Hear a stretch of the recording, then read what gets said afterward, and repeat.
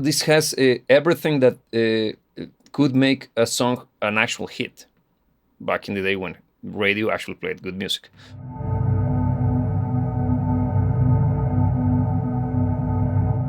Hello there, girls and boys, and welcome back to the channel. Today we're gonna be reacting to Avantasia's Tobias Sammet side project, which happens to be, well, quite good. Not the biggest of fan of the band, but I gotta tell you that this song is fantastic. I love it, and the name of the track in question is Lost in Space. And well, this track is a very good blend of everything from the early 2000s when it comes to production, recording, performance, but also even the songwriting is kind of taking us back to that particular era of metal. So, if this is your jam, let's rock and roll! But before we go, if this is your first time on the channel, I welcome you because in here we analyze the music that we love from the perspective of an active musician and professional music producer, using language that everybody can understand in a way to expand our knowledge when it comes to music production, songwriting, and of course, music appreciation. If this is your jam, okay, let's rock and roll. Here we go. So here we go, girls and boys. Lost in Space by Avantasia.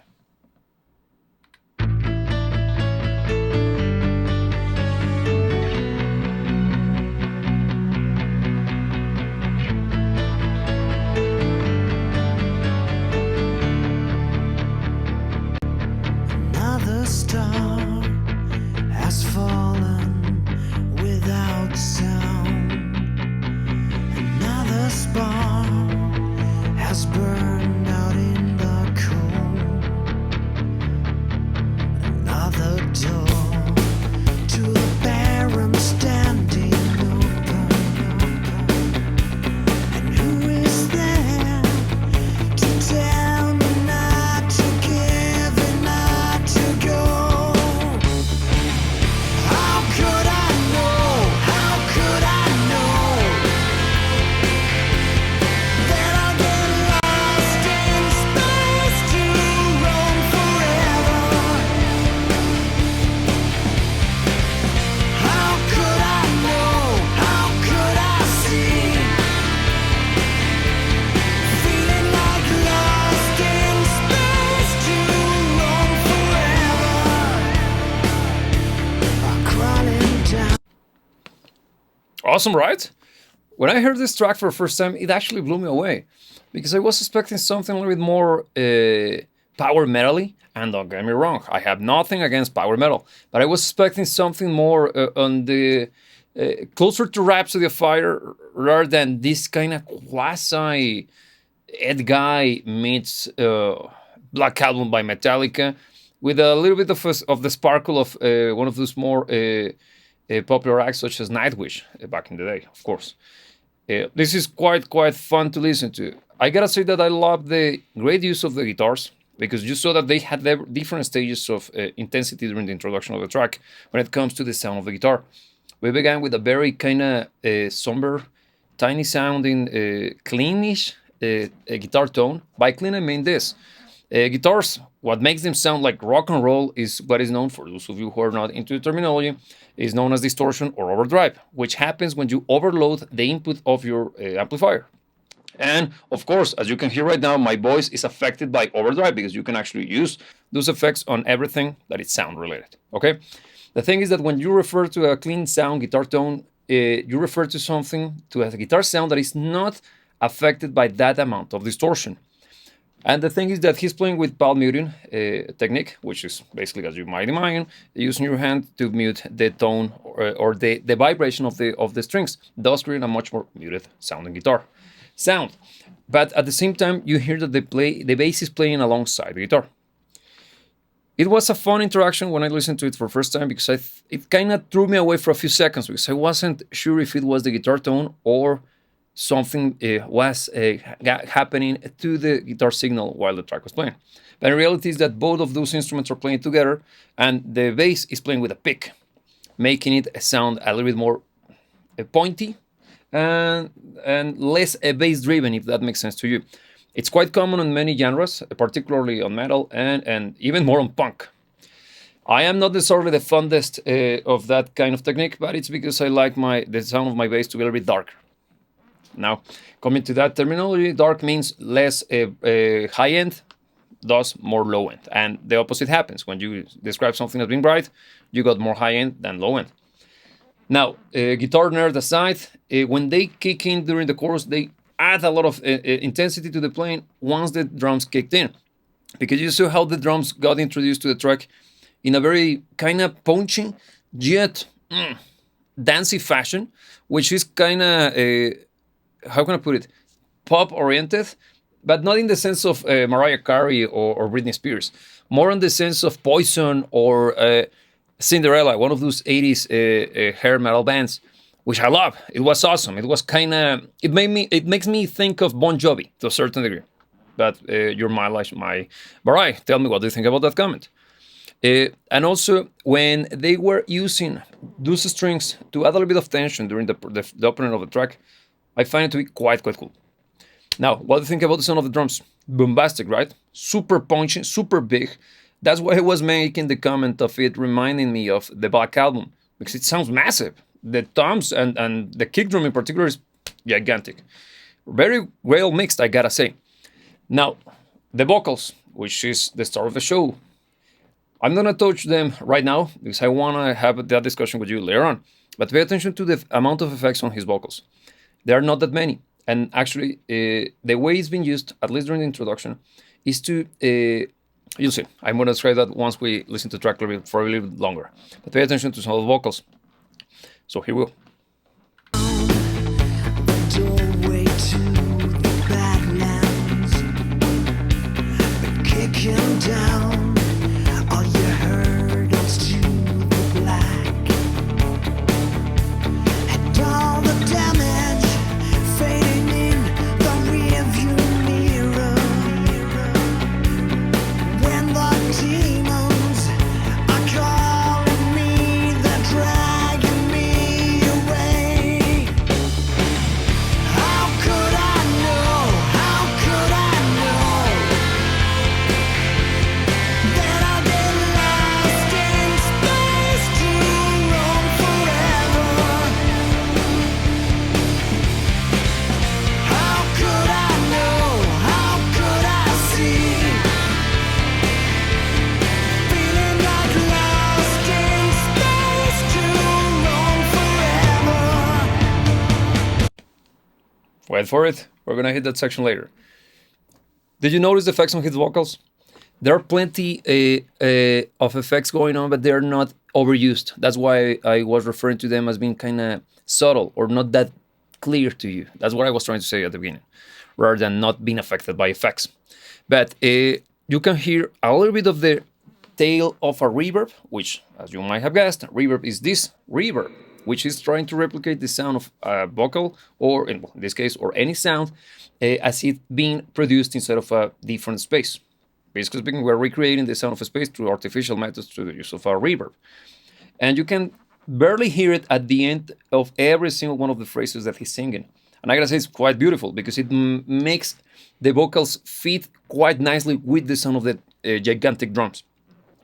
Then you saw that I was pointing at the beautiful use of the strings once again, quite subtle, not that in your face, and actually adding a lot of emotion to the track. I love that as well. Then during the chorus, you got once again the introduction of massive sounding, heavily distorted guitar, but also you got that beautiful, not that distorted guitar playing kind of a melody, backing up or answering back to the main vocals. Pretty cool. And I gotta say that the sound of the, or I gotta say that the chorus, the structure of the chorus is quite catchy, quite fun to listen to, and it's clearly a sing-along track. So if you ever happen to have seen these guys performing, please let me know because I think they have to be a blast. Now, let's discuss the mix because this is interesting. Welcome back, girls and boys. What you got in front of you is a decibel, which is the tool that we use to analyze music through the use of a visual medium. Over here we got the frequency analyzer, which through the use of this white line, we actually can see how loud every single one of the frequencies that comprises the human hearing, which is from 20 to 20,000 hertz, allegedly on both, being the lowest and the highest we can hear as human beings, they were during the performance of the track. And again, not surprising at all, the massive sounding bass and kick drum are super present here. This is clearly an album released during the early 2000s, which was uh, renowned for its loudest efforts. Everybody was trying to be as loud as possible when it came to music production, and this being a properly produced track, well, you can clearly see the influence of that era. But also, you got this quite early 2000s vibe on the sense of the massive tone of the drums and how loud the bass is. I'm not saying that it's wrong. I actually consider it to be a very, very badass sound, because this is the moment in which I consider, this is just a matter of opinion, of course, that the rock industry started to adopt some of the great techniques developed on the pop side of things. You can call me a heretic if you wish, but in reality, this massive tone, particularly on the kick and the bass, it's what allows records to be sold more. And no, I'm not trying to be that money-driven guy. No, in reality, it's because it sounds much more energetic. There is a lot of more balls, for lack of a better term, when you mix music like this. And nowadays, this is the staple. This is the standard now. And over here, girls and boys, we got a very graphic representation of what I've just said. Actually, a few weeks ago, I got a comment from one of you guys watching one of these analyses on which we were discussing the whole thing about older records sounding like older records. And one of the reasons why that is, it's because low end is never as present as it is in a record from this era. That happens, and it was clearly pointed by that particular user, that everything that we listened to back in the day was printed on vinyl. Those old records, actually kind of like this, but bigger, of course. And those have a particular way for music to be stored on them. They are actually using a group. There is a tiny group that it's dug around doing rounds around the circle, the surface of the vinyl, and it is due to the depth and the crevices on the insides of the group that you can actually reproduce music. I know it sounds weird and ass, but you follow me. It actually works like that. And depending on how low endy your music is, the deeper that group has to be. And of course, there will be some mechanical compromises along the way. And as you can see here, this is super loud on the low end. How do we know? Because 20 hertz is here, which is the lowest you can hear. And you can see here that this is the area in which most of that air driving energy comes from. Now, I am putting a lot of emphasis on the low end because this is kind of the major trait of this mix. But if we look over here, we got the mid-range. And the mid-range is actually very present, even though, in my opinion, the guitar tone is a little bit scooped on the mids, particularly when they hit the super distorted guitar tone. Tell me, what do you think about that?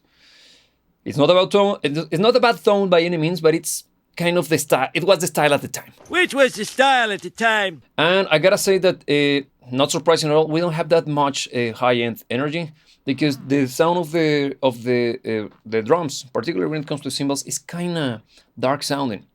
And it's good. I like it a lot. I think it's a very, very great take. And I gotta say that the mix is fantastic. Now, I'm gonna take you to the second section of the analyzer.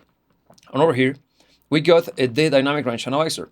And in this, we are actually able to see the differences between the loudest and quietest parts of the track at any given time and throughout time, which makes it even better. You can see here that the introduction, and I am glad to say this, we got a very healthy representation of the increment in volume across time. What do we mean by that? When you see this is the introduction, this is the quieter intro, and that makes this ramp up that you can see here, the increment in volume that, progressively speaking, is produced by the mix itself.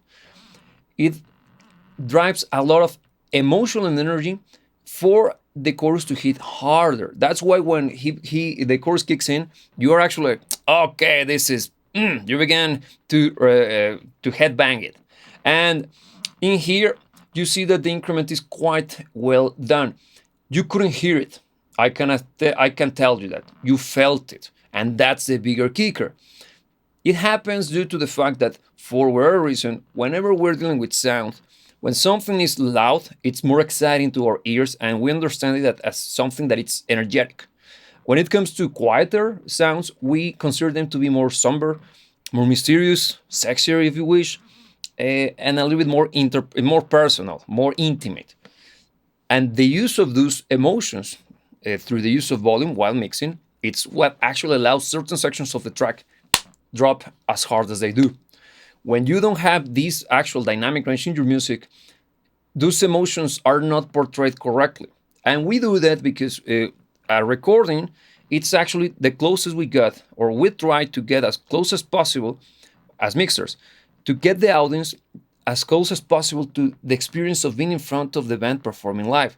Because you can imagine that whenever these guys are performing and the chorus hits, everybody is playing harder, everybody's singing harder, the drummer goes louder, and that's due to the emotion of the song being projected by the interpretation and the performance of the performers. You can have that when listening to music recorded or on a record, right? But through the use of volume and the dynamic range on a track, you can manage to do that. Good, right? Now let's take a listen to the final section of the track, because there is what's coming is a very, very beautiful passage. You see, I'm not going to spoil the beans for those who haven't heard the song, but well, keep everything I just said in mind, because well, the song's local.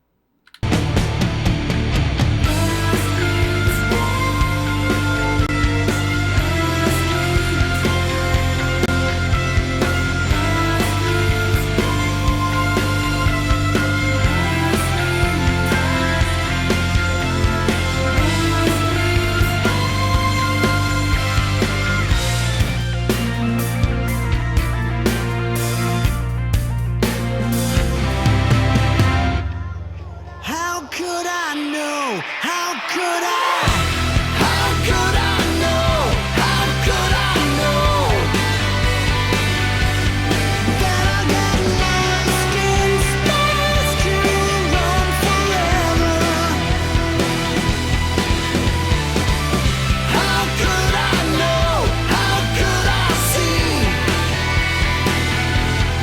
Feeling like lost in space to run forever.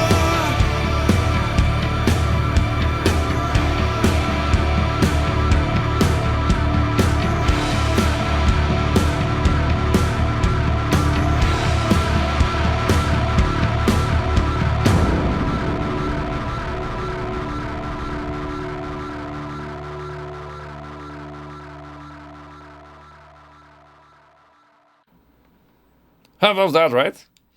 That mid-section, it's fantastic. I love the sound of her vocals. I will assume that this is Amanda Somerville singing. What a beautiful voice she has, don't you think? It's so feminine, it's beautiful. You saw what I meant by working with your dynamic range, because that also applies to instruments, and the human voices are considered to be musical instruments as well when used in such a context. And in here, her singing wasn't over the top. She was quieter, sexy to a certain degree, but also angelic. Just a very beautiful display of understanding the uses of the instrument and how well to use those in the context of the song. Damn it, that was marvelous. I think it's my favorite part of the track, being very frank with you. But also I love how once they let the song breathe for a while, you got that fantastic kind of proggy section in which the percussions and the introduction of the reintroduction of the string arrangement played that huge role, allowing the section to build up for the huge chorus that was dropped on us at the very end of the track. They increased they pushed it a little bit higher in pitch. They added more intensity to the performance. Everybody was hitting it harder. You got the strings playing a bigger role at the end. Damn it. Such a great production and such a great introduction to this band. I know that this is basically like a side project by Tobias Hammett, but he's done a very good job. Not gonna tell you or not gonna deny that I, not necessarily speaking, happen to be the biggest fan of the band, because this is one of the tracks that I do like a lot by those guys. But some of their stuff feels a bit more on the power metal side of things. And again, don't get me wrong, I love Rhapsody of Fire, but don't know, it doesn't resonate that much with me, at least Avantasias. But if you happen to, well, for those of you who are fans of the band, please lead me to another song that is similar to this one, because I think this is unique.